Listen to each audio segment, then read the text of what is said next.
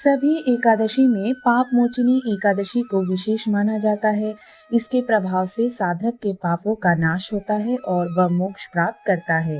हिंदू धर्म में इस व्रत को विष्णु जी की कृपा पाने के लिए अत्यंत शुभ और पुण्यदायी माना जाता है। मान्यता है कि चैत्र मास के कृष्ण पक्ष की एकादशी तिथि पर यह उपवास किया जाता है।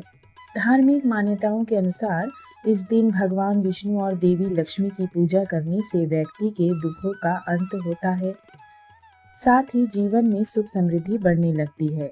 वर्तमान में चैत्र महीना जारी है, ऐसे में पाप मोचनी एकादशी कब मनाई जाएगी, आइए इसके बारे में जानते हैं। एकादशी तिथि का प्रारंभ 14 मार्च को सुबह के 8:10 पर होगा। इस तिथि का समापन 15 मार्च को सुबह में 9:16 पर होगा। उदय तिथि के अनुसार पाप मोचनी एकादशी का व्रत 15 मार्च को रखा जाएगा। इस दिन श्रवण नक्षत्र और परिध योग का संयोग बना होगा। 16 मार्च को 9:30 पर द्वादशी तिथि में व्रत का पारण किया जाएगा। पाप मोचनी एकादशी पूजा विधि। पाप मोचनी एकादशी की पूजा के लिए एक साफ चौकी पर विष्णु की मूर्ति या चित्र स्थापित करें। अब प्रभु को पीले रंग के वस्त्र अर्पित करें और साथ ही फूलों की माला भी पहनाएं। इसके बाद चौकी के पास साफ कलश में जल भरकर तुलसी दल डालें। इस दौरान एक सिक्का, बताशा और सुपारी भी लोटे में डालें और इसे विष्णु जी के पास रख दें। अब आप घी का दीपक जलाएं और ओम नमो भगवते वासुदेवाय मंत्र का जाप करें। इसके बाद ओम विष्णुवे नमः मंत्र का स्मरण करते हुए पंचामृत का भोग लगाएं। इस दौरान गुड़ और चना का भोग के रूप में अर्पित अवश्य करें। इससे सभी मनोकामनाएं पूरी होती है। अब आप विष्णु चालीसा का पाठ करें और आरती करते हुए पूजा का समापन करें।